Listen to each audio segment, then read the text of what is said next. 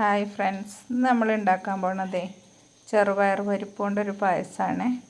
അപ്പോൾ നമ്മൾ ആദ്യം അത് കുക്കറിൽ ഇട്ടിട്ടില്ലെങ്കിൽ നമ്മൾ ആദ്യം ഒരു ചട്ടിയിലിട്ടിട്ട് വറുത്താലും മതി. പക്ഷെ ഞാൻ എളുപ്പപ്പണിക്ക് കുക്കറിൽ തന്നെ ഇട്ടിട്ടാണ് വറുക്കുകയാണ് കേട്ടോ. എന്നിട്ടൊരു ബ്രൗൺ കളറാകുമ്പോൾ നമ്മളതിലേക്ക് ചൂടുവെള്ളം ഒഴിക്കുക. അതല്ലെങ്കിൽ ഞാൻ പച്ചവെള്ളം ഒഴിക്കാറുണ്ട്, കുഴപ്പമൊന്നുമില്ല. വേവാൻ ആവശ്യമായ വെള്ളം ഒഴിച്ചിട്ട് അടുപ്പത്ത് വെച്ചിട്ട് വേവിക്കുക കേട്ടോ. അത് വേവുന്ന സമയം കൊണ്ട് നമുക്ക് ശർക്കരപ്പാനി റെഡിയാക്കാം.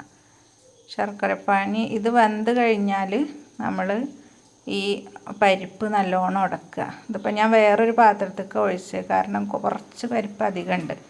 അപ്പോൾ നമ്മളെ കുക്കറിൽ അധികമാവും തോന്നി. എന്നിട്ടത് ഈ ശർക്കരപ്പാനിയും കൂടെ ഒഴിച്ചിട്ട് നല്ലോണം ഉടച്ച് സെറ്റാക്കുക. പരിപ്പ് നല്ല വെന്തിട്ടുണ്ട്, അപ്പോൾ നല്ല ഉടച്ച് ശരിയാക്കണം. അതിന് ശേഷം അതിലേക്ക് ഏലക്കായ ഇടുക, പിന്നെ കുറച്ച് ഉപ്പ്, ആ മധുരം ഒന്ന് ബാലൻസ് ചെയ്യാനും നമുക്കൊരു പ്രത്യേക ടേസ്റ്റ് കിട്ടാൻ വേണ്ടിയിട്ട്. പിന്നെ അത് ഉടച്ച് ശരിയായതിന് ശേഷം നമ്മൾ തേങ്ങാപ്പാലാണ് ഒഴിക്കേണ്ടത്. ഞങ്ങൾക്ക് തേങ്ങ കുറച്ച് കുറവായതുകൊണ്ട് നമ്മളെ കൊപ്പത്തുള്ള എടപ്പേര് സൂപ്പർ മാർക്കറ്റിൽ നിന്നാണ് കേട്ടോ ഞാൻ ഈ തേങ്ങാപ്പാൽ വാങ്ങിച്ചിട്ടുള്ളത്. ഞാൻ അവിടെ നിന്ന് തന്നെയാണ് സാധനങ്ങളൊക്കെ വാങ്ങിക്കാറ്. നല്ലൊരു ഇതാണ് കേട്ടോ, വിലക്കുറവാണ്. പിന്നെ ഒരുപാട് നമുക്ക് എന്തിന് പോയാലും നമുക്ക് പിന്നെ ഒരു പുറത്തെ കടയ്ക്ക് പോകേണ്ട ആവശ്യമില്ല. അപ്പോൾ നിങ്ങളിതൊരു പിന്നെ അതിൻ്റെ പരസ്യമായിട്ടൊന്നും കാണണ്ട കേട്ടോ. അങ്ങനെ തേങ്ങാപ്പാൽ ഒഴിച്ചിട്ട് ഒന്നും കൂടെ സെറ്റാക്കിയതിന് ശേഷം നമ്മൾ മിൽമ നെയ്യാണ് ഞാനിതിൽ യൂസ് ചെയ്യണത്, അണ്ടിപ്പരിപ്പ് മുന്തിരി വറവിടാൻ. അപ്പോൾ അങ്ങനെ മിൽമ നെയ്യിലാകുമ്പോൾ നമുക്ക് നല്ലൊരു ടേസ്റ്റ് കിട്ടും.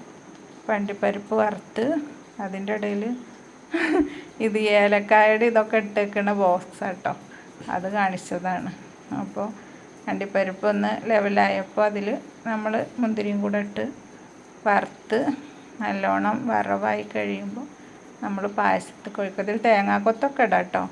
തേങ്ങാക്കൊത്തിട്ടാൽ കുറച്ചും കൂടി ടേസ്റ്റ് ഉണ്ടാവും. ഞാൻ വെറും അണ്ടിപ്പരിപ്പും മുന്തിരി മാത്രമേ ഇട്ടിട്ടേ ഉള്ളൂ.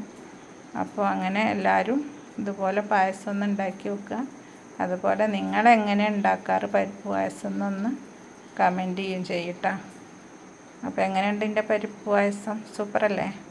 എല്ലാവരും ട്രൈ ചെയ്യണേ.